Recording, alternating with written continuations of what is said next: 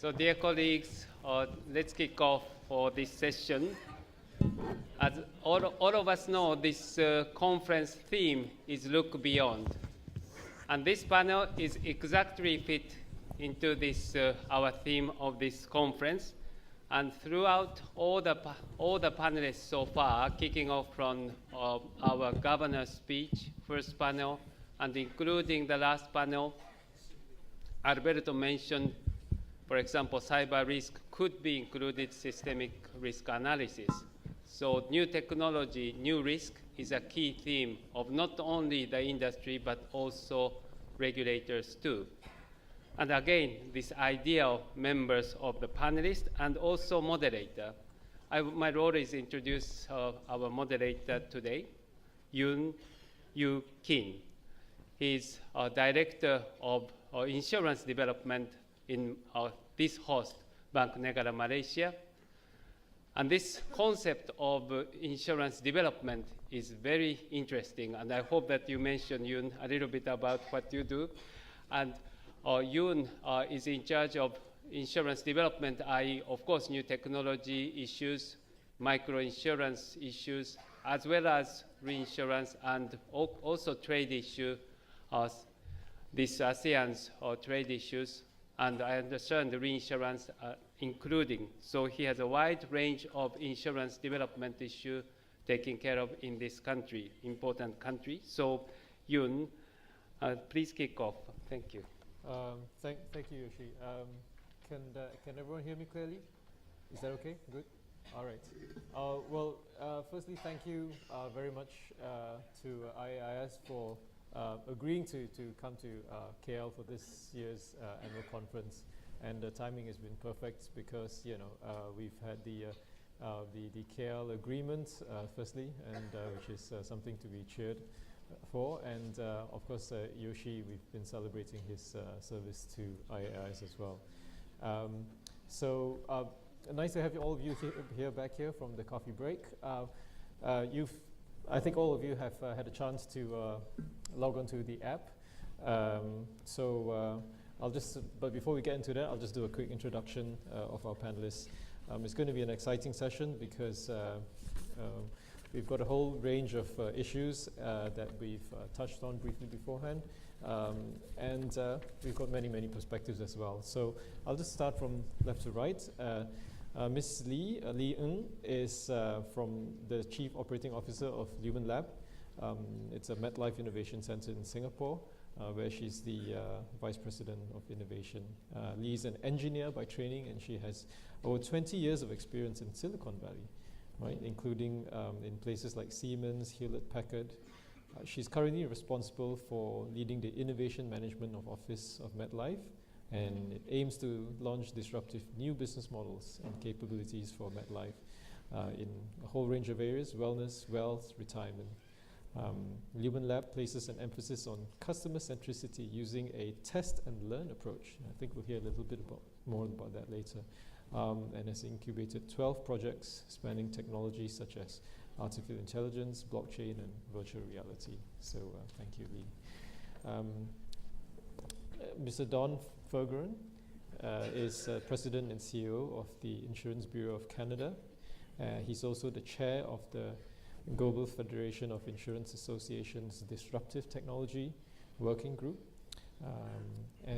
Don has had a successful track record, 25 years in the property and casualty insurance industry, and has experience in both the public and private sector. He works with governments and key stakeholders across Canada to build stable and strong property and casualty industry, and for a stronger and safer Canada. Don is also active internationally on behalf of the P&C industry and leads the working group that we've just discussed on disruptive technology. So thank you, Don. Mr. Bernie Birnbaum, he's the Executive Director of the Center for Economic Justice. And Bernie has extensive experience on consumer-related issues and has authored numerous reports on the consumer-related insurance subjects, and serving as a designated consumer representative at the NAIC. And his current mission as the Executive Director for the Center for Economic Justice is to advocate for low-income consumers on issues of availability, affordability, and accessibility. And I think that will be, very relevant for some of the discussions that we have today on technology. He's also a member of the U.S. Federal Advisory Committee on Insurance, which provides recommendations to the Federal Insurance Office on insurance industry issues and especially on access. So, Bernie. Next is Ms. Emma Curtis, who's the Group Senior Manager from the Australian Securities and Investment Commission, ASIC, and where she's part of the stakeholder team on the deposit takers, credit and insurers.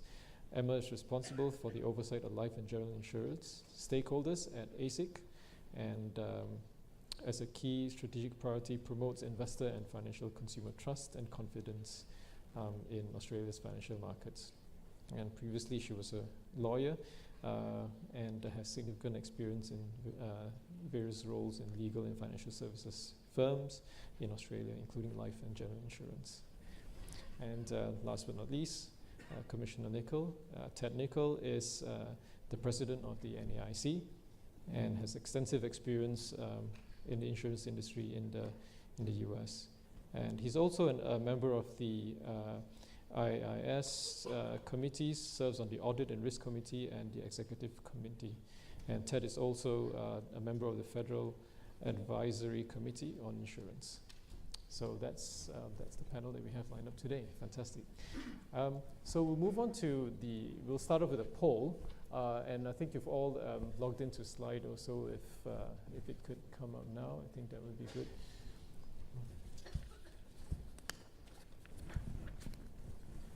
Right. So you might have read the paper on fintech by the IAIS, and where there are 3 scenarios that there are possible futures for the insurance industry in the age of fintech. So scenario 1 is where the incumbents continue to stay in control and they own the customer relationship. And scenario 2 is where the insurance value chain breaks up and where potentially other players own the customer relationship. And finally, in scenario 3, where even insurers themselves are completely displaced and you have big tech firms taking over the market. So these are the different futures potentially. So let's see how everyone is doing on the voting. So, well, we have a panel on high tech versus high touch, and as Woody mentioned earlier, it need not be high tech versus high touch. It could be high tech and high touch. But why have we arrived here, and why are we in this situation where insurers potentially could be facing an existential threat from new players? Well, I'll just start with a bit of a overview from what I would like to take as a formula from McAfee and Brynjolfsson in the book Machine Platform and Crowd. With the advent of AI and platforms where there's no assets necessary, and perhaps even for insurance services, there's no balance sheet that's actually necessary. And that together with crowd and big data and decentralization away from the core, all of this is creating a new space in which players can come in and potentially challenge the insurers. So how does this apply to the insurance, and why is there this existential threat that the insurers are potentially facing? So maybe we could start with Lee, and you may want to give some opening remarks on why do you think that insurers, where they are today, coming in from recently joining the insurance sector from Silicon Valley, you may be able to bring a fresh perspective to this. Thank you very much. Yes, I always feel a little out of place because I'm an engineer by training, so I feel very out of place among regulators and other people that don't usually talk about physics and data and technology. So coming out as an outsider, it's actually very interesting to look at this industry where the mantra is insurance is sold but not bought. I think it's very telling in the sense that, you know, as an industry, we are very inwardly focused. We always focus on products and regulation rather than customer. So life insurance, if you actually look at how life insurer treat the industry, it's not about life. It's not about improving your life. It's about death. When do you pay? When do you not pay? Where are the exclusions? If you look at health, it's not about improving your health. It's about claims. And again, is it included? Is it not included? So as an industry, we are not very focused on customer. But innovation begins with the customer. So we are where we are today because we've been too focused on regulation and products, and really along the way, customer is just that thing that consume the product rather than the focus of your company. And very interesting tidbit for all of you to contemplate. An average policy document is longer than Romeo and Juliet. Just, you know, maybe we should do a vote. Which one would you prefer to read? So this whole concept of selling insurance, so what happened is we have very complex product. Consumer buy this very complex product, which they hope they understood what it is, and it is only at the time, you know, the time of claiming that they then discover whether they're covered or not. That's how most people view insurance, and therefore the whole high touch is really not about high touch, it's about trust.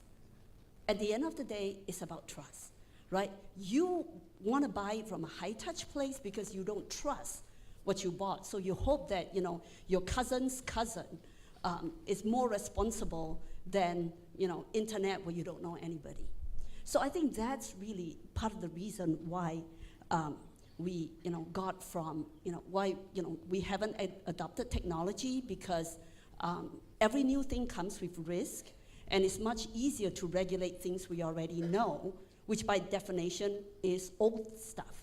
Anything that's new, you're gonna have to face the risk. So I think I'll stop here as my opening remark on some reflection from an outsider on this industry.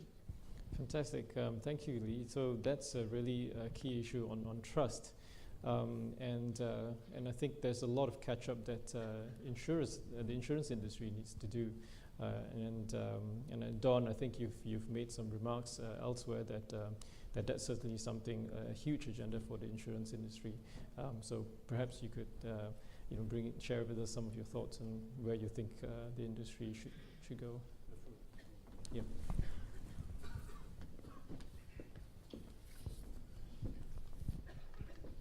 Thanks, Ken, and good morning, everyone. I think I've discovered a way to keep my staff awake for my regular speeches, which is to bring the room temperature down to what it is in here. I've not seen a head nod in the day or so that I've been here, so I guess that's more important than the speech itself. It really is a distinct pleasure for me to be here, and as mentioned, I'm wearing two hats as President and CEO of Insurance Bureau of Canada, but also as the chair of the Global Federation of Insurance Associations Disruptive Technology Working Group.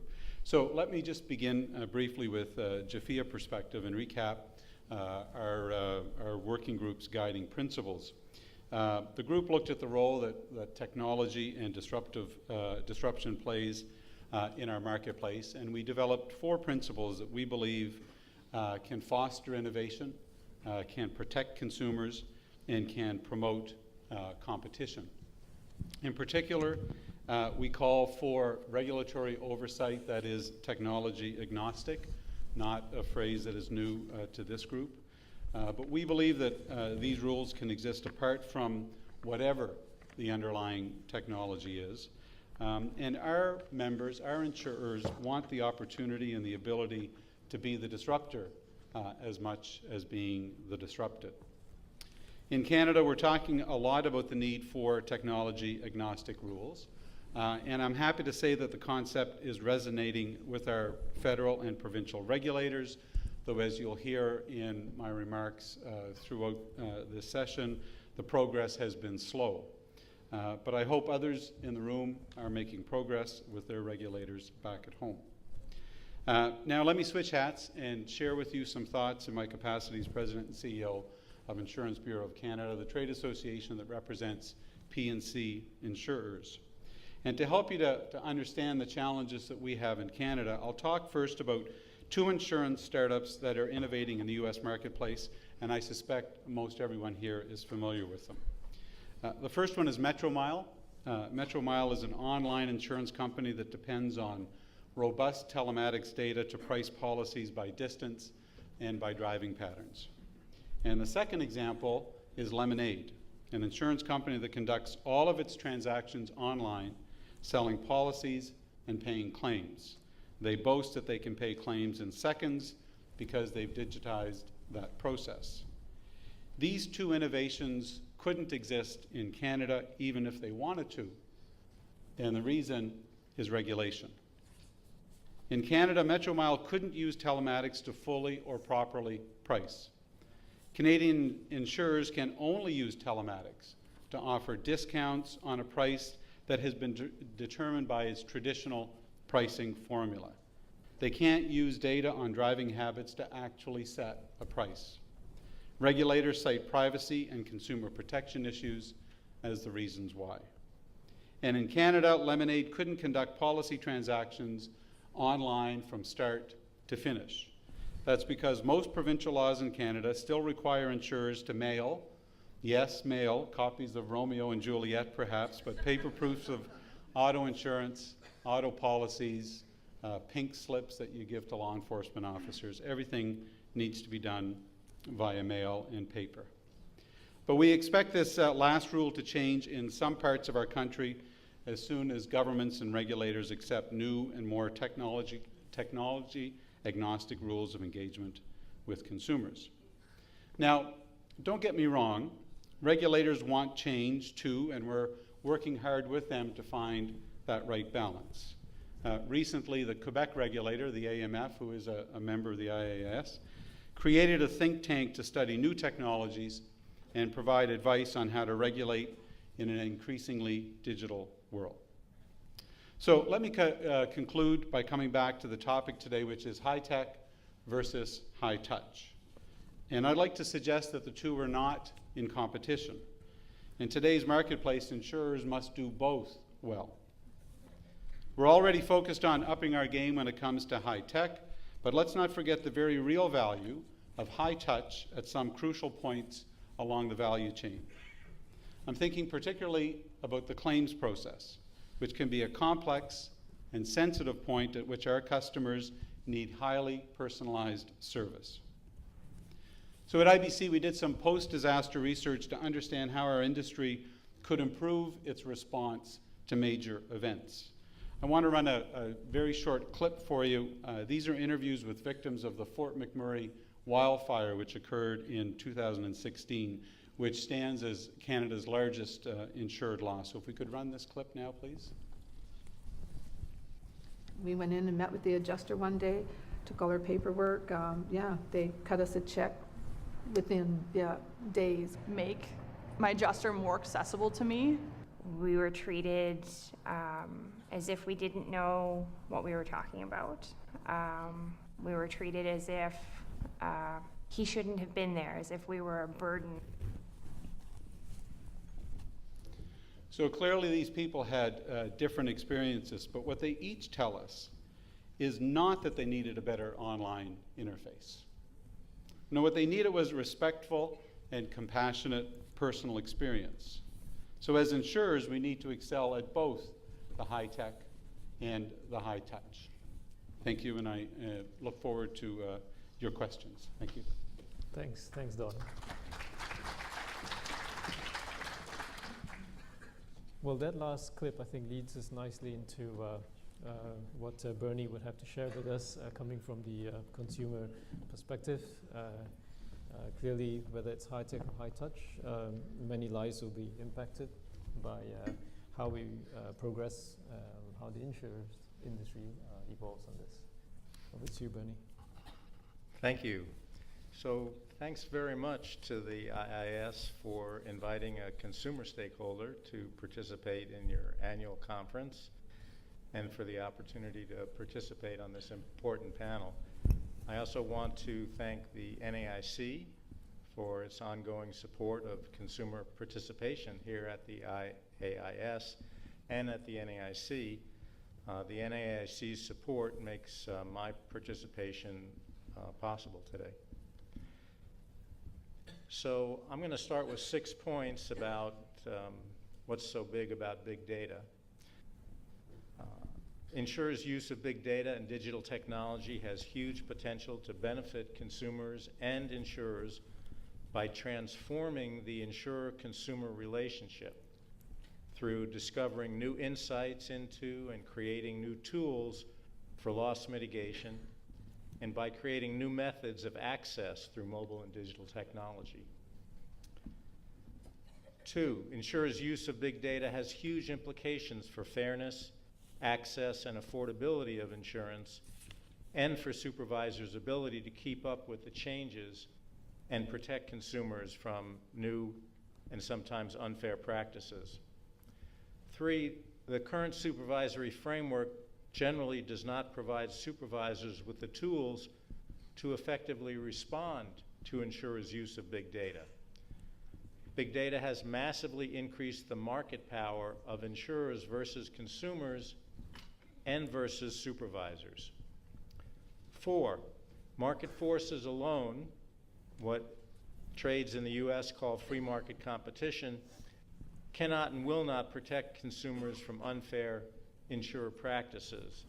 There is no free market when consumers are at a massive information disadvantage. So-called innovation without some consumer protection and public policy guardrails will lead to unfair outcomes. 5, supervisors and policymakers must understand the economic and competitive implications of big data on insurance. Without public policy action, captive insurance markets will no longer be limited to add-on products like consumer credit insurance. Other insurance markets, whether personal or commercial, will become captive markets where control over access is with the data vendors and the algorithms describing and scoring individual consumers or businesses. So we see 2 possible futures from the increased use of big data and digital technology. One is a future with empowered consumers and businesses partnering with risk management and sustainability companies who also happen to provide insurance. The other possibility, and what we see, and we see both of these today, another choice of the future is a small set of insurers, data brokers, and consulting firms who control access to insurance through opaque algorithms and control of data. So what's needed, sort of going forward, to improve the role of insurance in economic security, loss mitigation, resiliency, and sustainability, and to improve access to insurance and close the protection gap, and to keep insurance markets competitive and fair to consumers? So the first and the most important thing for supervisors to do is to articulate what the future of insurance should look like. What are the values that you believe innovation should adhere to or should accomplish? And from our perspective, it's what I said: empowered consumers and businesses partnering with risk management and sustainability companies who also provide insurance, greater, not less, transparency in insurance pricing, sales, and claim settlements, and adherence to fundamental principles of insurance cost-based pricing and risk spreading. It seems odd to say that the future of insurance should adhere to the principles of insurance, but it's actually quite necessary to articulate that. The second thing that supervisors need to do is to monitor markets more comprehensively and efficiently, to identify what data and algorithms are being used for what purposes, and to track consumer market outcomes. And a corollary of this is that there needs to be proactive guardrails to address the dangers of tools like price and claims optimization and the use of artificial intelligence and machine learning, not only to prevent unfair treatment of consumers, but to prevent departures from cost-based pricing, which would present a new type of solvency risk.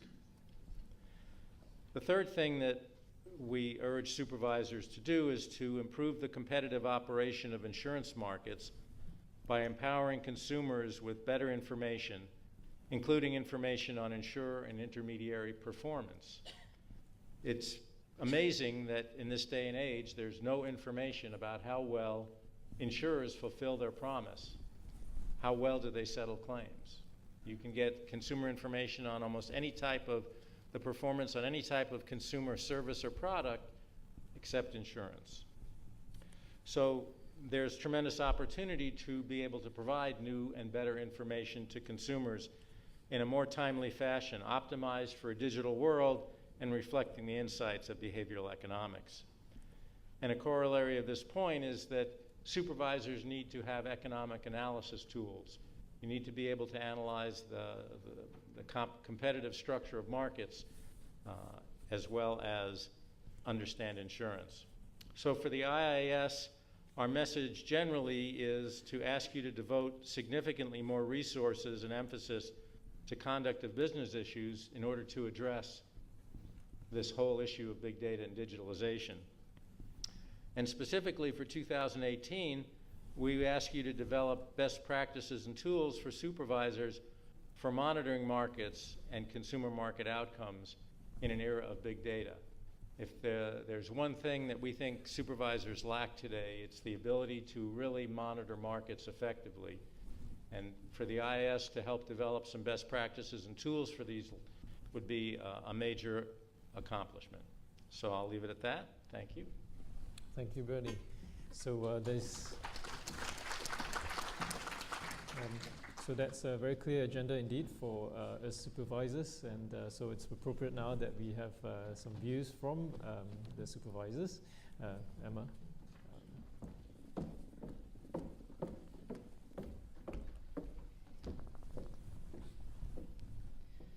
Thanks, Yun, and it's really great to be here today to talk about this really important issue, and fantastic to be here in Kuala Lumpur to do it. So as you know, I'm from ASIC, the Australian Securities and Investments Commission, and a really important part of our remit is consumer protection. So I'll approach this question from a consumer protection perspective. I'd like to reiterate to start with that insurance is a good in our society which helps consumers to manage risk, preferably in an affordable way. Of course, we want to ensure that insurance is affordable, accessible, and meets consumers' needs. My starting point in relation to this question we're discussing today is that high-tech and high-touch are not necessarily a dichotomy. In the ideal world, high-tech would enable high-touch. And there are benefits to consumers from high-tech with increased innovation and flexibility. It can mean, sorry, I just need to click the slide.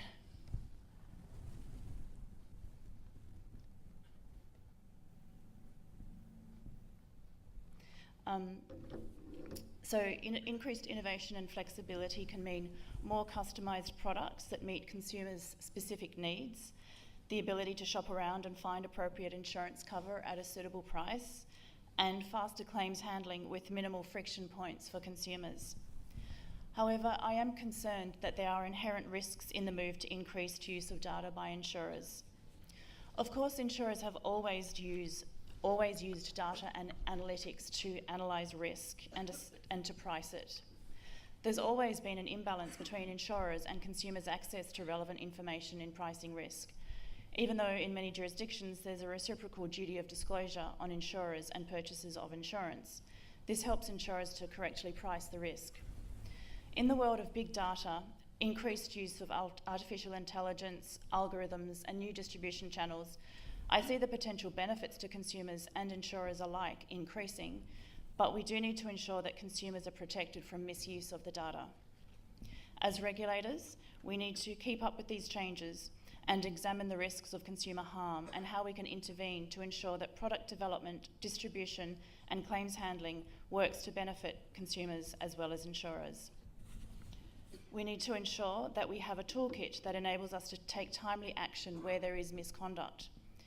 In Australia, like some other jurisdictions, it's proposed that ASIC will be given product governance and oversight powers, which will help with this. There is a risk that the use of big data can magnify existing risks that we are already aware of. At ASIC, we are very interested in firm culture and how this culture impacts on good consumer outcomes. Maintaining a strong risk and compliance-focused culture with a strong consumer focus is more important than ever. So, high tech has the potential to be enormously beneficial for consumers and the community, but there are inherent risks too that we need to be aware of. For instance, high tech allows the development of niche products to meet consumers' specific insurance needs in a targeted way. The benefit of a high-touch approach using the benefits of technology. However, we do not want to see the sale of products that have little or no value to consumers. ASIC has recently undertaken a significant review of the sale of add-on insurance to consumers through motor vehicle car yards, where we found systemic mis-selling of products which had little or no value to consumers. We don't want to see this practice emerging in other niche insurance areas. Also, high tech allows for product comparisons to help consumers to shop around and have access to the full available market. This is a key concern in Australia, particularly for disaster-prone areas in geographies where there are low competition and high prices. However, we need to monitor the use of comparison tools that mislead consumers by not comparing a significant part of the market or not clearly comparing product features as well as cost. Also, high tech provides opportunities for more effective disclosure and access to customised financial advice. However, we need to be careful that research is undertaken to measure consumer understanding of the products that they are being sold. And also, that the distribution channel does not exploit consumer biases and behaviours to sell products which have little or no underlying value to consumers. Again, an example we have seen of this is bundling insurance with a loan. In that scenario, the consumer is very focused on purchasing the underlying good, such as the car, and on how they will finance that purchase. And when insurance is sold in this context, there's often cognitive overload and a reduced engagement with the insurance purchase in the overall transaction. High tech can also enable the use of data to price risk at a more granular level. This is great for low-risk consumers. However, it can lead to some consumers being unable to afford cover, for instance, because they live on a floodplain, or their driving patterns are at riskier times of the day, or their genetic test results have a higher risk profile. Ultimately, this is a community problem, as unaffordable insurance becomes an issue for our society to help the most vulnerable recover from catastrophic events. We would also be concerned about high-tech data analysis enabling insurers to use non-risk indicators in pricing, as Bernie's just referred to price for demand, where consumer price elasticity is high. Consumer awareness and financial capability is essential to help effective engagement with insurance purchasing decisions. Another area is increased use of high tech to assess consumers' risk profiles, which can dissuade consumers from taking important steps in their best interests. For example, to undertake genetic testing, which has benefits for preventive health and as well as for scientific research. But if consumers know that insurers may use the test results to increase their premiums, they may decide not to undertake such testing. And finally, in relation to claims handling, we support more efficient and faster claims handling. In Australia, one large insurer has just announced the use of artificial intelligence in claims handling to reduce claim handling time and speed up outcomes. But the concern is where insurers' algorithms build in racial or other profiling or incorporate data that is simply not correct. When consumers concerns about privacy are most acute when they do not know what data is being collected about them, how it will be used, and they do not have an opportunity to correct it if it's wrong. So to conclude, In order to ensure that high tech leads to beneficial outcomes for consumers through more personalised, high-touch approaches, insurers and regulators should closely engage through the innovation process. This can be done through enabling innovation through lighter touch regulations such as sandboxes, as well as close engagement as innovation evolves.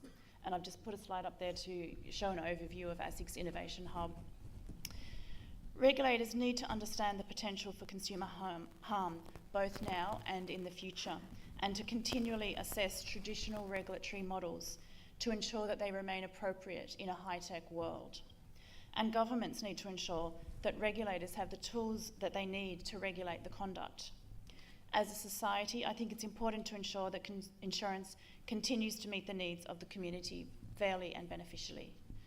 Thank you. Thank you, Emma.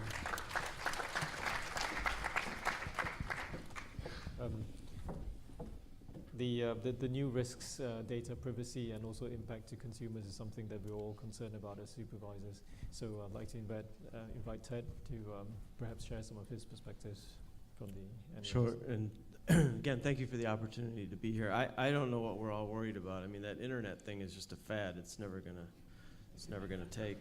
So probably should just move on to something else.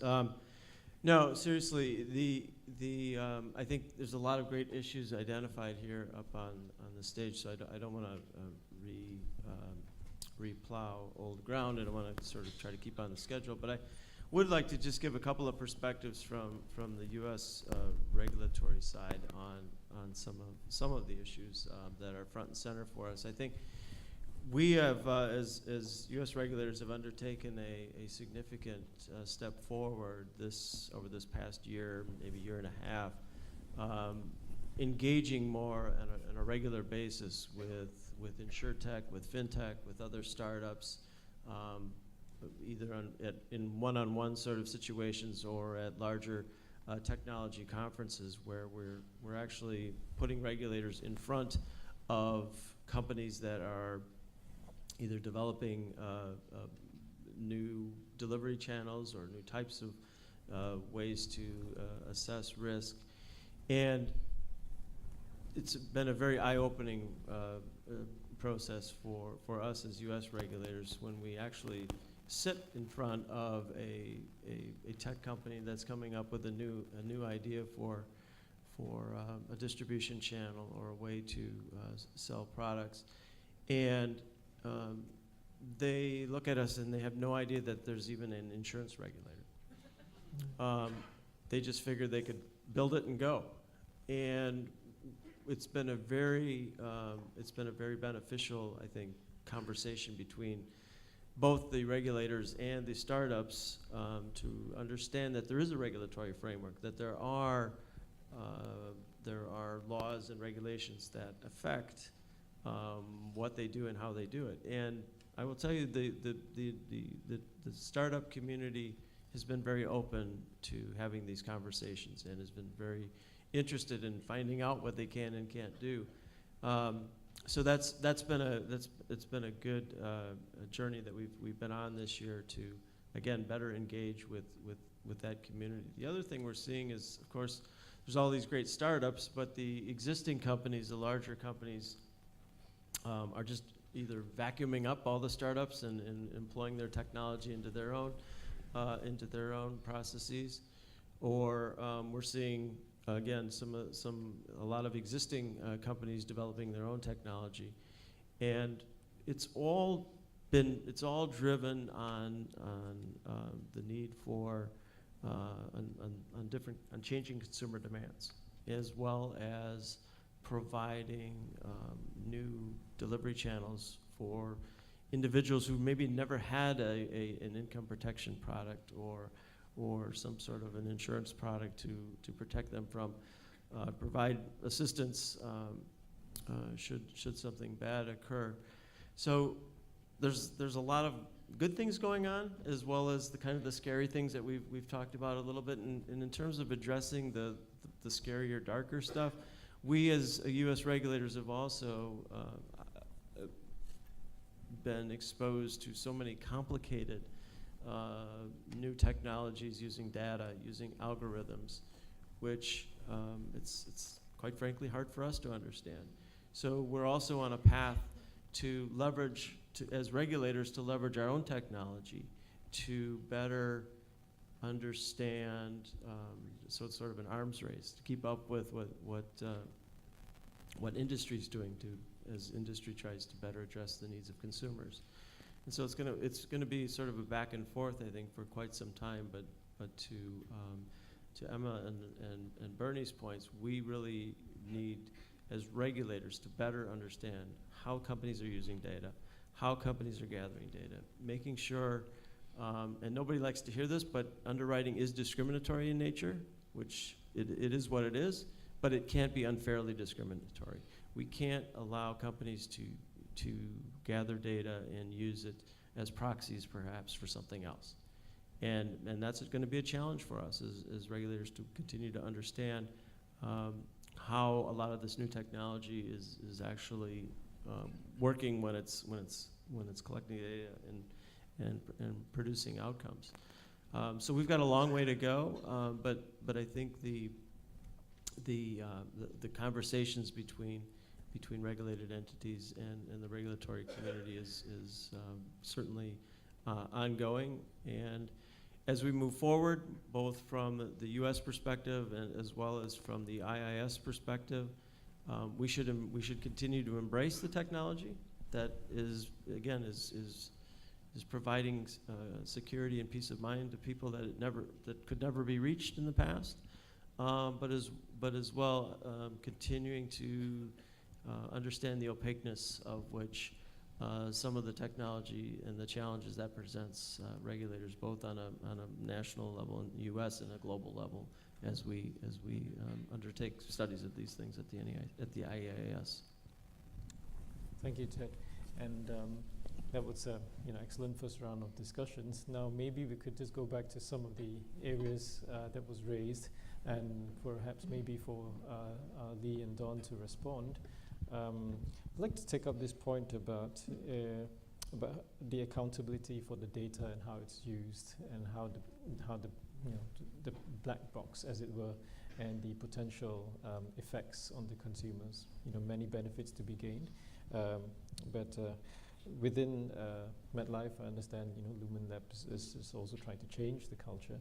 And could you speak to how the way culture is within an innovative setting, and how that actually affects how the data is actually used, and the concerns that are actually addressed? Okay, sure. As an engineer, I'm really struggling with one very basic concept about insurance and big data. At the end of the day, I think the whole concept of insurance is about pooling risk. That means people who are high risk get pooled with people who are low risk. Big data, at the end of the day, is to be able to segment into smaller and smaller segments the people who are more risky versus the people who are less risky. So from a fundamental mathematical problem, you actually have opposing forces, right? If I can know, and medically it might be possible, sometime not in the very far future, to say, oh, Lee, it's very likely that you're going to die of liver failure at age 97. Okay? That's based on genetic tests, based on everything that we have about you. Now, remember probability? So whether I might have a probability of point X when I go and walk on the street. But to me, it is a 0 or a 1. Either I get hit by a car or I don't, right? And so probability doesn't equal the expected value, because at the end of the day, it's a 0 and a 1 for you personally, right? So the whole concept about having big data, pricing according to big data, is actually just in direct opposition to pooling all the risk. So this is kind of, for all of you regulators out there, this is something you're going to have to struggle with, because this is just math. There is really, would it come in the limit that society provide the basic pooling, and then individually, If you have risks that are due to your behavior, then you get penalized for bad behavior. That would be one concept. But I think the basic principle and the concept require some serious thinking. Well, maybe, Don, would you like to add anything to that? And I'll get a response maybe from Bernie to I've just been reduced to a 1 or a 0. I'm not sure if I should be excited about that or not. Well, at the end of the day, you're either alive or dead. Yeah. The Canadian perspective, as I mentioned earlier, sees us behind the curve in many ways, and maybe the best way to illustrate the challenges that we face is with just a really short story, true story. We had about 10 years ago, and not much has changed in the last 10 years, but about 10 years ago we had a country from Eastern Europe come to Canada to take a look at what they thought was a competitive auto insurance, motor insurance system. So they came and spent time with us and wanted to learn about auto insurance in our largest province with 9 million drivers, so that they could take these lessons back to their country, share with the industry, and develop a market-based competitive auto insurance system. So I began to describe to them auto insurance in Ontario. So the government defines the product in Ontario. So they tell all the insurers, this is the type of auto insurance product you sell. They define the terms and conditions under which you can sell it. They define the underwriting rules around how you underwrite the product. And by this point, my colleagues from Eastern Europe are growing a little bit pale. And then finally I said, but the best part I've saved for last is they actually set the price for you. And they kind of reacted with a bit of horror and said, I thought this was a free market system. We had just come from this system. We're looking for a free market system. And I raise it because it's an illustration of a broader issue, and that is that this is not a regulator, sort of insurer-regulator issue in all cases. I think the conversation has to extend beyond those that are in the room, because the problems in auto insurance in our largest jurisdiction is not because of the regulator, it's because of the policymaker. And I think some of the conversations we need to have extend far beyond the people in this room, and we need to involve our policymakers. And I'm not sure that they're as advanced as the folks in this room are at the moment.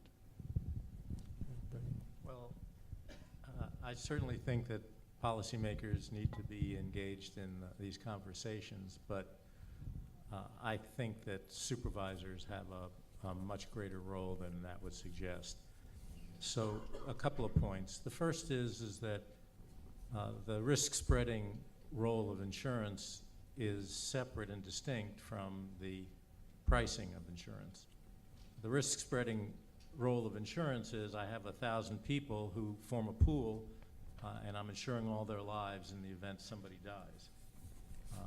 The risk classification aspect of that is how do I decide to assign the premium to all the members of the pool. I could decide that everyone pays the same, but for a number of reasons, we don't do that. The reason that we have risk classifications are, one, to protect insurer solvency.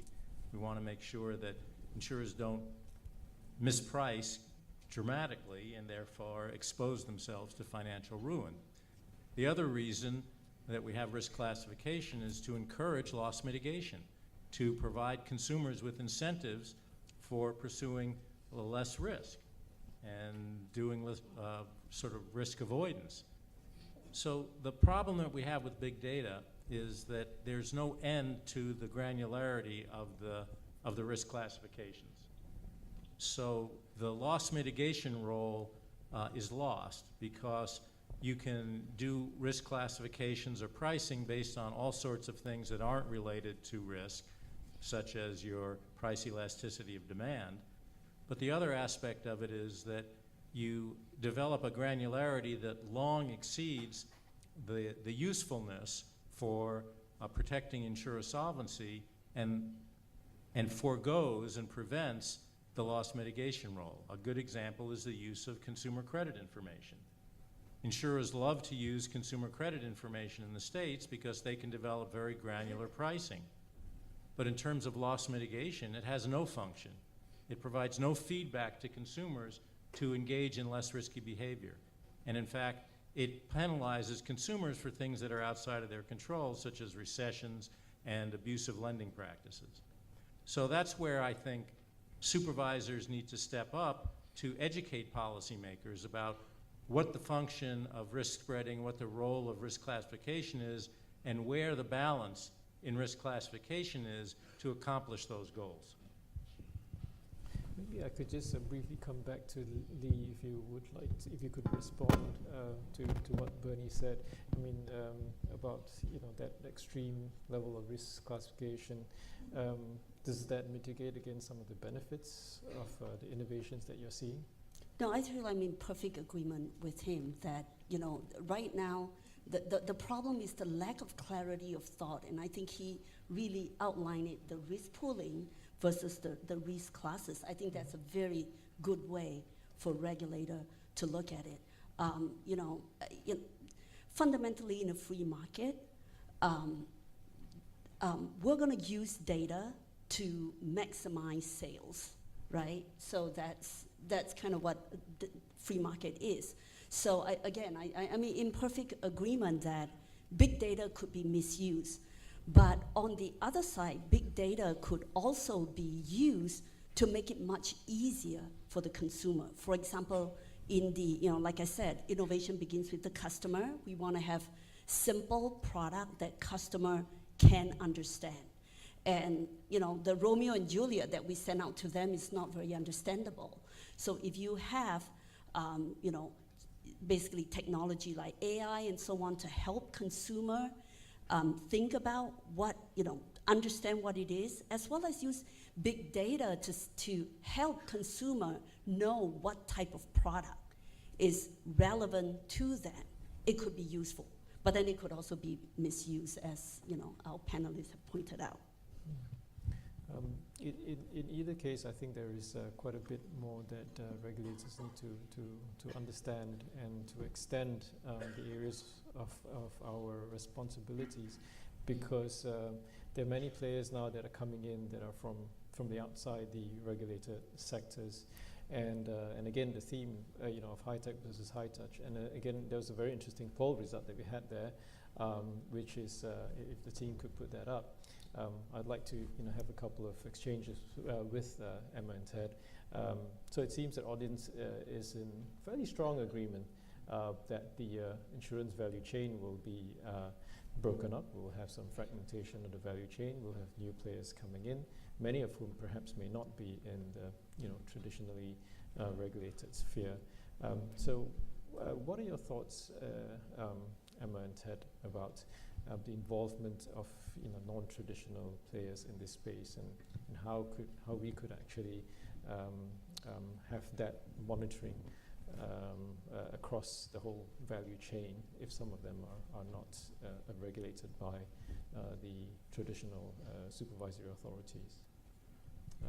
Emma? Well, from an Australian perspective, I think I would be inclined to go with the first model, certainly at this sort of stage of the evolution. And I think that's got advantages for regulators and industry alike, because the incumbents are used to being regulated by two regulators on the consumer side and the prudential side. So they have, strong compliance cultures, strong risk frameworks, and hopefully they can impart some of those learnings to the startups that they're partnering with. So I think, but that it always has the potential to change in the future. I mean, you only have to look at brands like Kodak, which were once, no one could ever envisage that certain technologies would go by the wayside. And so things can happen, and particularly with the advent of, driverless cars, who knows what the role of insurance will be in the future in traditional lines that we're now so familiar with. But certainly it is a challenge for regulators to stay abreast of these changes, and it's constantly evolving. It evolves very quickly, which is the nature of technology. So the key thing for us, I think, is to remain engaged with the industry and very focused on innovation and what's happening, and so that we can maintain that awareness. And also, data is key for regulators. So regulators, I think, need to really enhance their data collection and analysis skills to, in a way, stay up to date with industry and to be able to predict trends, so be proactive rather than reactive. And we need to enhance our internal capabilities to be able to do that sort of analysis and to do that kind of that collection and that work. So I guess those are my initial thoughts on that. So maybe just a little bit of an addition to that. So the Romeo and Juliet example, you know, there's something to Romeo and Juliet versus the Cat in the Hat. You have sophisticated insurance markets. You have sophisticated policies that need to be issued. Part of it is because of the legal structure of the jurisdiction and the development of how certain coverages have been put together and litigated and worded and et cetera. So there is something to the Romeo and Juliet. I get that most people now want the Cat in the Hat and they want to just, you know, sign up and insure something, you know, as they walk out the door. But I think there's still, and I think this is where the split in culture is right now. I think there's a lot of folks who are interested in on demand or ways to save a buck because they're not driving their car as much, or there's different consumer needs out there, and consumers are changing. So I think there's a niche there, and I think that's starting to be met by some of these more on-demand insurers. But you know, there's something to be said for a good intermediary or an agent or a broker to provide that trusted advice that you might need if you have a sophisticated set of risks that you want to protect yourself from, and to be there when an awful thing occurs. I had a home burned down, lost everything that was there, which you know was a difficult time for me. But I had a strong insurance company, and they walked me through the whole. Thank God I paid my premium, but they walked me through the whole process. I really appreciate that relationship. There are new demands and there are new customer needs and there are new entrants coming in to play in that market as well. I think it's a great opportunity for existing companies to try to meet those needs and those new demands, but I think we're going to still continue to see new entrants coming into the market. I think from the regulator perspective, we just have to understand how those companies are and how they're operating and how they're using data, how they're using analytics, how they're treating consumers, and we need to remind them of the regulatory framework that exists for all the existing companies that had to go through all those costs to get licenses, to get established in different jurisdictions. And you just can't come into a jurisdiction and start selling insurance willy-nilly without some review by the regulator. The regulator's job is not to stifle innovation, but it is to provide that baseline consumer protection for individuals who are putting a lot of trust, going back to the T word, putting a lot of trust in a company on that internet, which isn't going to last, to buy their insurance. So again, over the last year, we've been engaged in a lot of activity with the startup community, but reminding them of the fact that there are still things you need to do before you can just start selling policies. And again, I just want to make it very clear that we're not there to stifle that innovation, but we are there to be that referee or to be that policeman on the beat when something bad occurs. And to keep insurance, of course, and being one of the key themes today. So I'll just turn it over to the audience. I think we have a bit of time for the audience interaction. So you could also use the Slido app to put in your questions, and I think as the questions are being submitted, you could actually see questions that are posed by other members of the audience, and you could actually vote on them. So let me get my app open. And we could also have a combination with questions from the floor as well. And let's start with let's start with the first question there.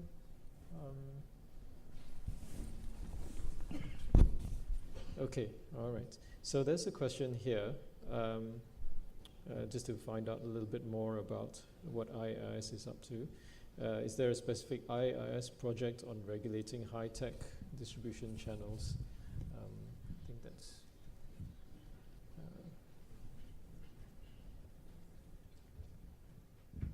Well, I can't speak on behalf of the IAIS, but I am familiar a little bit with the work of the Market Conduct Working Group, and I believe they are in the process of developing an application paper on issues related to digitalization. So that might be responsive to the question, but the IAIS is not a regulator, so the IAIS wouldn't be developing any kind of regulation in that. Yeah, and I would also say from the IAIS perspective, there's a very keen and emerging need to be looking at fintech and insurtech, and definitely there are definitely work streams looking into those issues from the IAIS perspective. But Bernie's right; it's not like we can set a new regulation, but we through the IAIS can establish standards that countries can employ or can move toward into their regulations through the ICP process. And I think there's been sorry, Bernie. I think there's been a lot of good work done so far by the IAIS. The paper that they produced, I think, was excellent. The OECD has done some good work on this. Our Global Federation of Insurance Associations as a working group, as we've mentioned, discussed at our General Assembly just yesterday the need to engage both the IAIS, the OECD, and other jurisdictions to carry the conversation forward. In a way, picking up a little bit on what Ted was saying, it's like boiling the ocean when you look at this issue. It is so massive and has so many components and possible directions that it could take. And I think for organizations like the IAS, I think one of the roles they can play is better defining even just what the conversation or what the questions are. I might just add to that, I agree that the organisations like the IAIS have a critical role in developing some frameworks and approaches, to have some common approaches across regulators. And I also think bilateral relationships between regulators are critically important to help share learnings, so that, because often the issues that we're seeing across jurisdictions are so similar, and even through the collection of data and information about evolution in this space can really help regulators stay up to date with what's happening. So, and that can really help to set benchmarks and standards. So I think, Bernie, you were mentioning collection of information, claims handling information, for instance. So coming up with some sort of benchmarks around that and sharing that amongst jurisdictions can really help inform activities in, specific countries. In terms of... So I wanted to talk a little bit about the importance of collecting data on market outcomes, and I draw a stark contrast to how much data is collected on the prudential side. So I would say, in terms of market conduct, the regulators in the U.S. have been at it longer than any other jurisdiction, and in some ways they are sort of global leaders. In other ways not, but in some ways global leaders. So let's contrast. On the financial side, in the U.S., insurance companies have to report every bond, every equity, every investment that they have, and they do that on a quarterly basis. So that if there's some event, we'll say the price of oil were to drop by 50%, the NAIC's, one of the NAIC's offices could evaluate the impact on individual insurers in the industry instantaneously. Now let's look at the data that the same regulators collect for market outcomes. There's something called the Market Conduct Annual Statement, and regulators get that anywhere from 8 months to 20 months after the experience period is over. And the data that they get is about 10 or 15 highly summarized data elements. that don't allow any kind of sort of very granular types of analysis along those lines. And I would submit that there's no technical or procedural impediment to collecting more granular data on market outcomes. Companies have it. The impediment is that it just hasn't been done, and regulators don't think of collecting volumes of market outcome data in the same way that regulators think about collecting volumes of data on prudential outcomes or things that are necessary for prudential regulation. And that's where I think there's real progress can be made in a short period of time, because at the end of the day, regulators can do their best to understand how companies are using new data and the whatnot, but we're talking about massive companies, large companies that have staffs of actuaries, physicists, behavioral economists, and all sorts of people, and they develop these models over years. So regulators can learn about them, but the idea that regulators are going to learn enough to sort of spot problems going in my view, isn't realistic. It's much more realistic to say, let's look at what's coming out of these models. An example, there's a new product out there, a new company called Jetty. You type your address in, and it gives you a quote for renter's insurance. The only piece of information they ask from you is your address. And they go out and they gather all sorts of information in order to pull out a quote that's specifically designed for you. And they use credit information, they use all sorts of other types of personal information. So what's a regulator going to do with that? Are you going to look at their algorithms, or would it be more efficient to say, let's look at your market outcomes? Who are you selling to? At what prices? How are your claims being settled? It seems to me that looking at market outcomes becomes a much more efficient way to sort of monitor the market and protect consumers than trying to sort of understand everything that goes into insurers' marketing and pricing. I don't disagree with Bernie that being focused on a healthy marketplace is important. And we, again, in our largest jurisdiction back in Canada, we have a new regulator currently being created, principles-based, and one of the key tenets of that government has laid out is a responsibility for a healthy and competitive marketplace. So wholeheartedly agree that is a goal that all would support, regulators, consumers, the industry. But I don't think the answer is always collecting reams and reams of data to try and prove that whether or not you have a healthy marketplace. I think there are many other ways that you can go about this, and jurisdictions are doing it.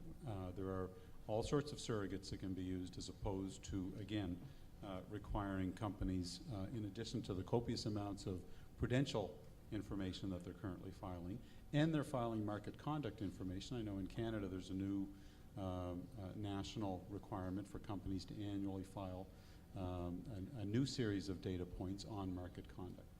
I just caution that asking for more and more data to be supplied to regulators who already have plates overflowing, I'm not sure is the answer to ensuring good outcomes. We live in a new world. The power of social media, I think, is we're just contrary to Ted. I think the internet will be here to stay, and I think social media is playing a significant role. We saw it play out in 2 recent natural disasters in Canada, where in the first one, a flood event where flood insurance was largely, at that point in time, largely unavailable.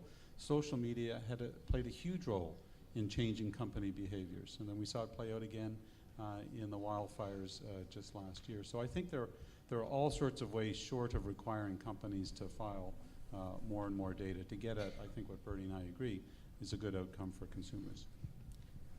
But I think in the market conduct side, we have a lot of work to do, and I agree with Bernie. And one of the things I'd like to see in the future is better data provided by insurers, or the use of existing data to better predict trends that are going on, not months or years from ago, but be better at using analytics, again, regulator-employed analytics, going through data to identify market conduct activities that seem to raise red flags with the regulators.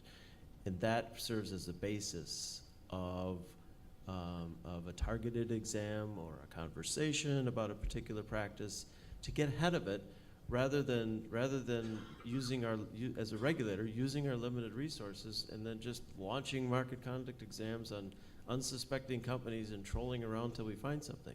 That's not a good use of our resources. That's not a good use of our time.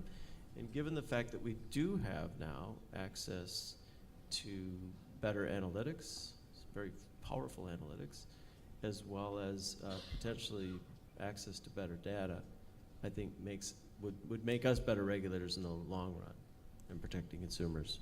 So certainly some of the innovations are available for regulators as well, and the theme of RegTech is also something that's coming up. And I think regulators ourselves are at risk of being disrupted as the business model becomes more decentralized and out of our reach. Lee, would you have any insights into sort of technologies that you see that could actually be useful for regulators in addressing just some of these resource constraints versus the information needs that we have? So I think technology is not the limitation. I think there are a lot of technology out there that can help. I think the key thing that we need to think about is what's the spirit of what we're trying to do? And then you can go into solutioning to find the best solution. And I would say that, if you look at tech development in the last 20 years, long time ago, even when you build a program, you tend to go in and you figure out your requirements, and then you have a big bang project that takes 3 years to build, and then you have something and you hope that that something was what you thought you wanted 3 years ago. And basically the tech industry doesn't work that way anymore. You hear about agile development, you hear about Scrum, you hear about basic concept of test and learn. And so I think as regulator, it's important to understand that there is no learning if there is no failure. Now, as the regulator's job, your job is to contain the risk and protect the consumer. So how can you best do it? And that's how if you start with that spirit, then what you would say is, well, it'd be great if we have a sandbox and we can collect data in the sandbox. We limit the scope and the time of this experiment, and then we look at the results and then decide if this is something that we can deal with in the long run. So for example, we were in Singapore, we're looking at the concept of building an insurance company with no backend using blockchain. So we've been proposing to the MAS sandbox on a project where we want to just run this whole experiment. And let's just all be honest, on paper, everything looks really good. You can write a paper, you can say, here's how all the risks are. In reality, it's a bit uglier. So what we're proposing to do is to actually go out, run a 1-year experiment. We will limit the number of policy that we sell to a fixed number, and we will get reinsurance on those policy so that at the end of a year, we can come back and look at whether, do we have a technology problem? If it is all digital, do we have a consumer problem? And so you can then start thinking about how to do this. But again, as the regulator in the sandbox, the right approach is to ask, what is the spirit of this test? What would it enable? What are the key risks? But if you start with, here's the rules about how you can use data, here's the rules about, and you keep, that's not the right way to do test and learn and do experiment. So I would say there are a lot of technologies out there that regulators, companies can use to basically, again, fulfill the role of providing protection for the general public. And, the technology is not the limitation. It's really about what are you trying to accomplish. We all know that by using automation, by using AI, by using big data, by using a lot of these cloud, there are opportunity to lower the cost and make it better for the consumer. There's no doubt about that. But in the regulatory framework, for example, you could go and automate your entire process. If the regulator require a paper signature, at some point, you've got to figure out what to do with this piece of paper, right? Cloud, it's gonna happen. So I think the difficulty, and I think somebody pointed out, is that technology moves faster than the regulatory framework. So the challenge for regulator is, how can you move fast enough so that you don't inhibit the adoption of technology? And I would offer that test and learn is really, the concept, the mindset that you have to adopt in order to, figure out what technology makes sense and what do you want to test. Excellent. I'll just pause here for any questions from the floor. Does anybody want to like to pose questions to any of the panel members? Yoshi?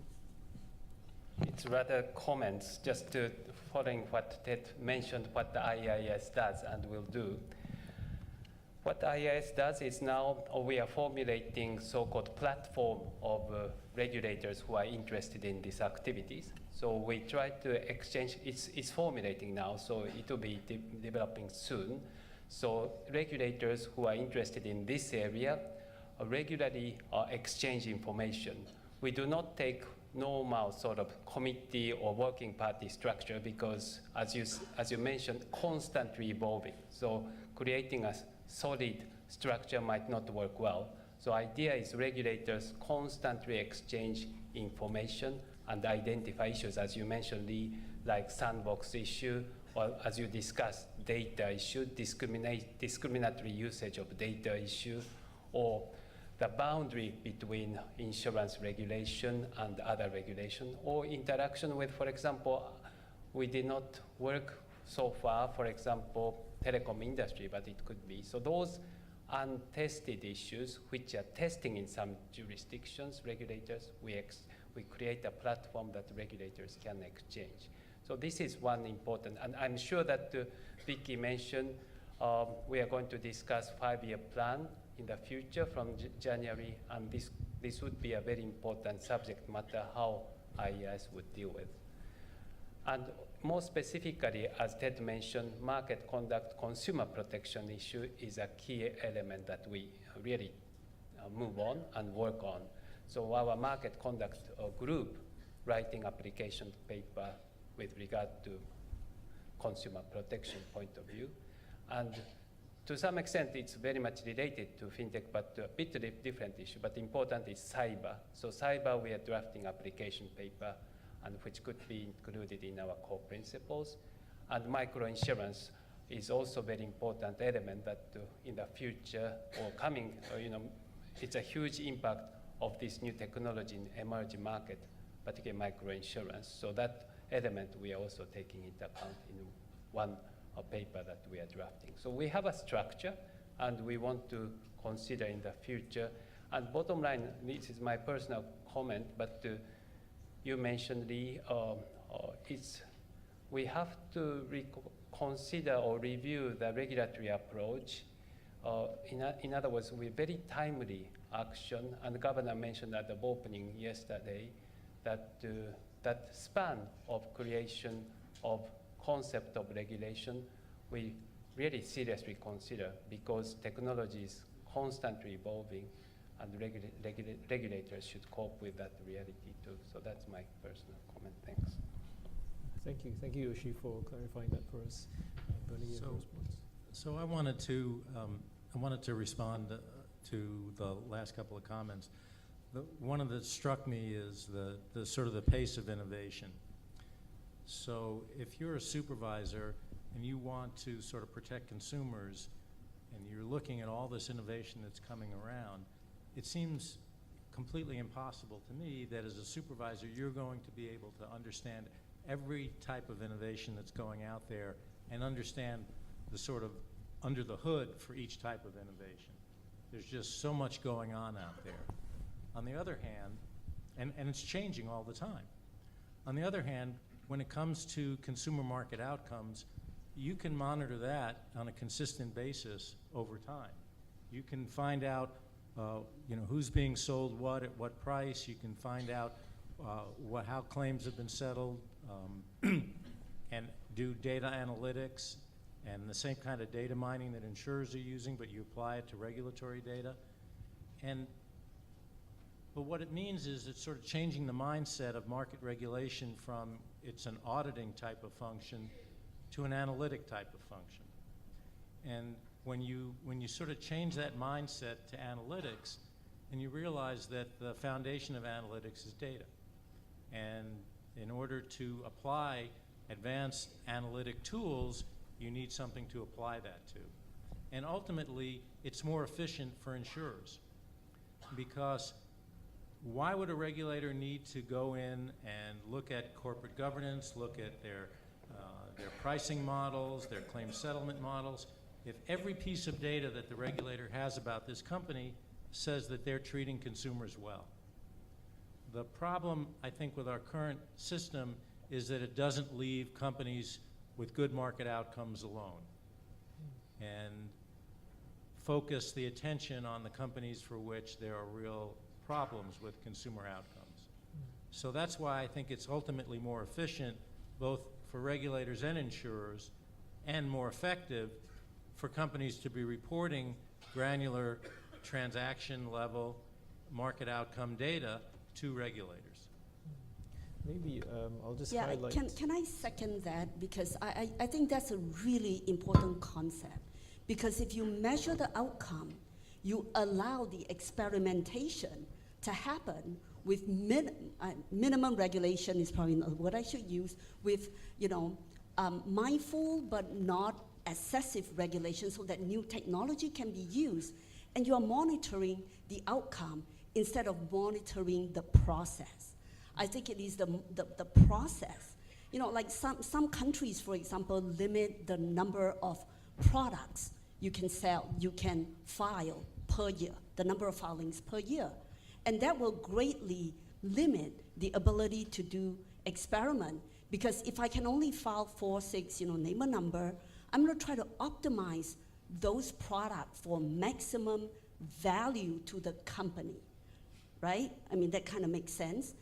And so you're not gonna go and you're gonna go for the sure win, instead for the more experimental one that, for example, could ensure that you could cover more people. But there might be some risk in that, for whatever reason. So I think, getting away from the process and focusing on the outcome, again, the two outcome, right? Prudential and consumer. Then I think you will enable innovation and testing to be done in a much more efficient manner. If I could invite Emma to comment on what has been said about moving towards outcomes, and also the challenges for a regulator in getting the relevant data to measure the outcomes. And also, if you could also we could have one of the questions here, which I think is relevant. And when you do observe behavior in the market that is against the outcomes that you're looking at, what is the policy response? Thank you. Quite a few issues there.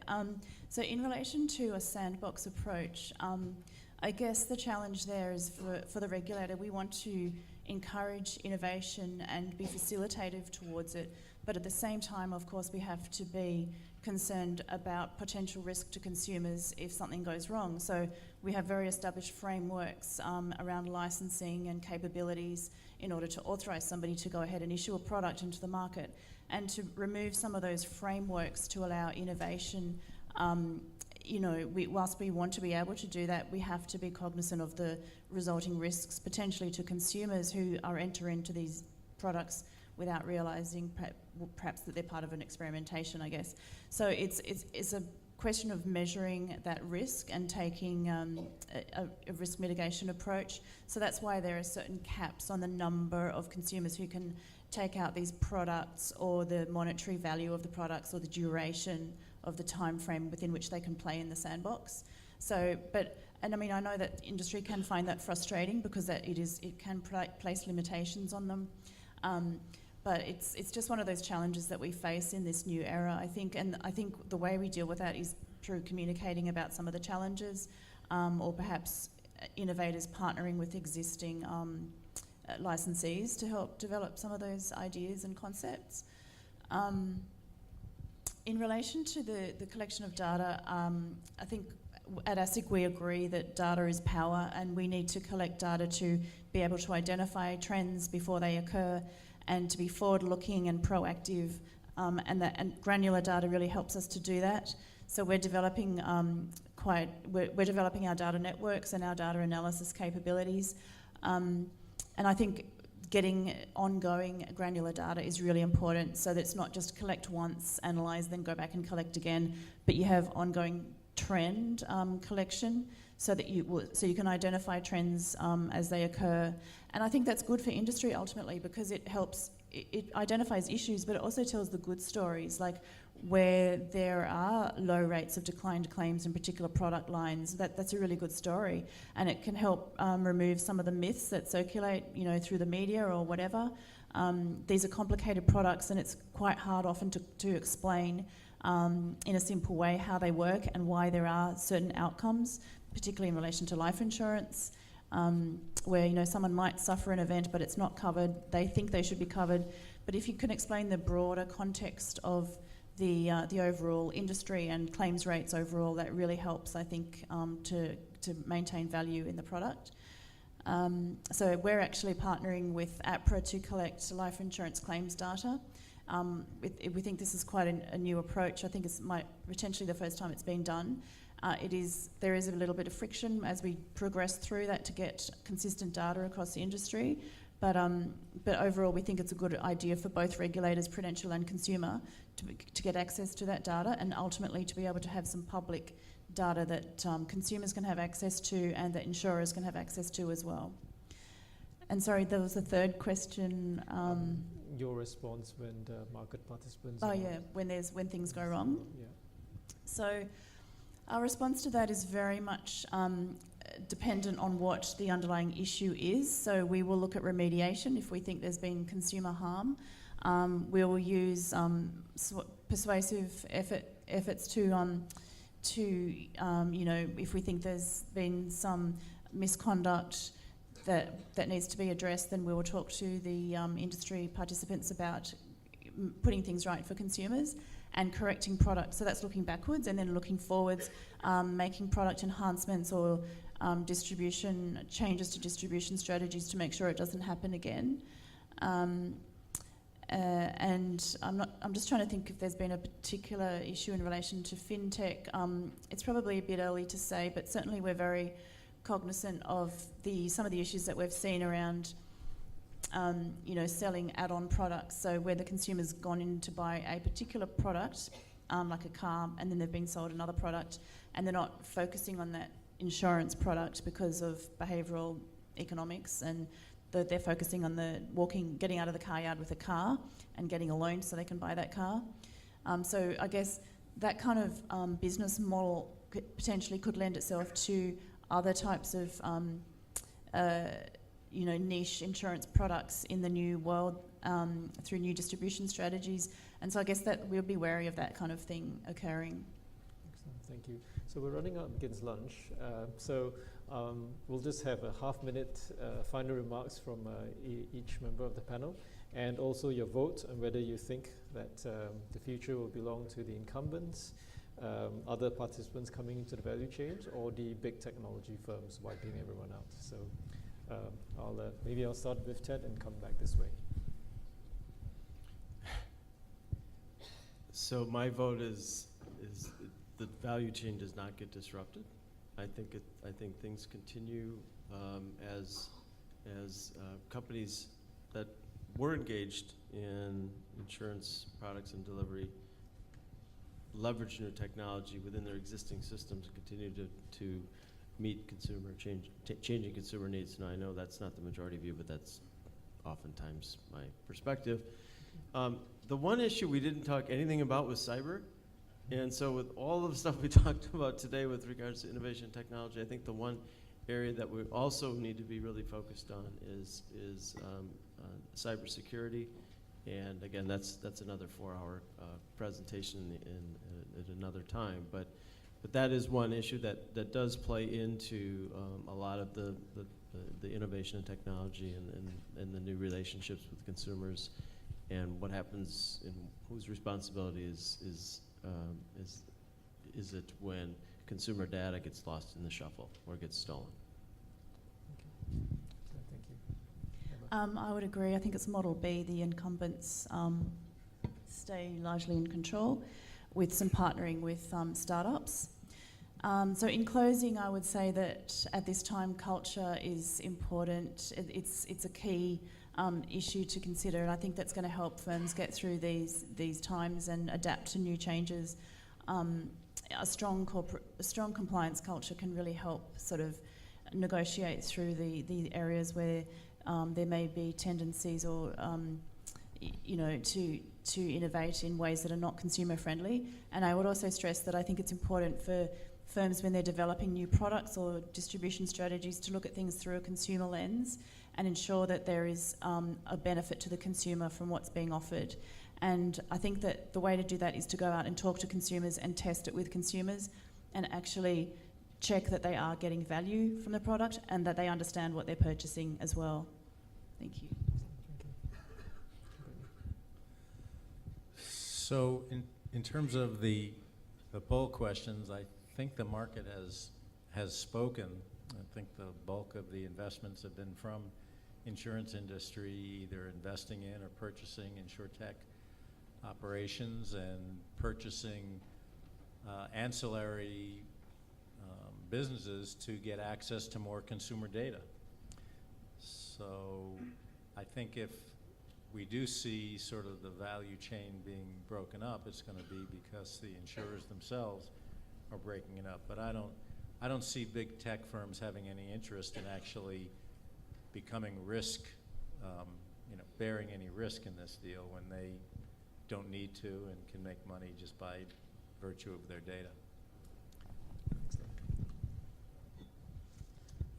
I would agree. I think incumbents have been active, and I think ultimately will likely carry the day. Brett King, who's a futurist, said that by 2025, the world's largest insurance company will be a behavioral and data organization. That's not that many years away. Quite a transition from where we are today. And I wish us all good luck, because I think we're all going to need it, whether as insurers or as regulators, as we transfer or migrate from the world we live in today to this new world. And you can see where some of the cleavages might be, where Bernie and I might not agree on how regulators are able to carry out that function. But I think we agree that function is going to be different than it is today, and the tools that regulators used yesterday, which I think is partly Bernie's point, are not the tools that are going to be required tomorrow. Hi. I think the value chain will be disrupted, but I think incumbent will still play a role in the new value chain. I think in this day and age, it's not possible to build everything yourself. So I think we're gonna, and you saw that in the tech field as well. So it's about building an ecosystem to optimize on what you're trying to accomplish and to serve the customer.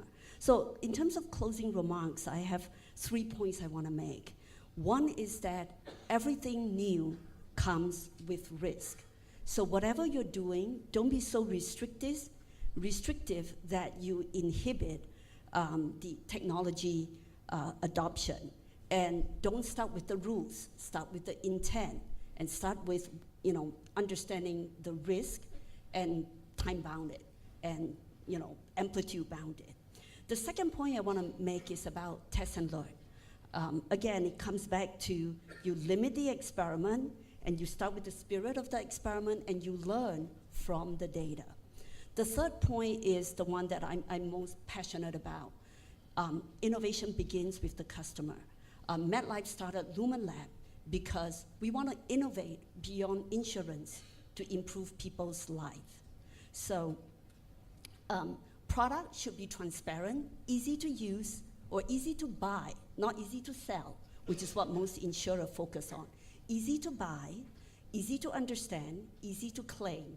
And so with all the digital technology happening, I think we're on a very good path to be able to do that for consumer. And at the end of the day, I think insurance should be seamlessly integrated into the customer's life. Thank you. Thank you. And could we have a hand for our excellent panel? Thank you.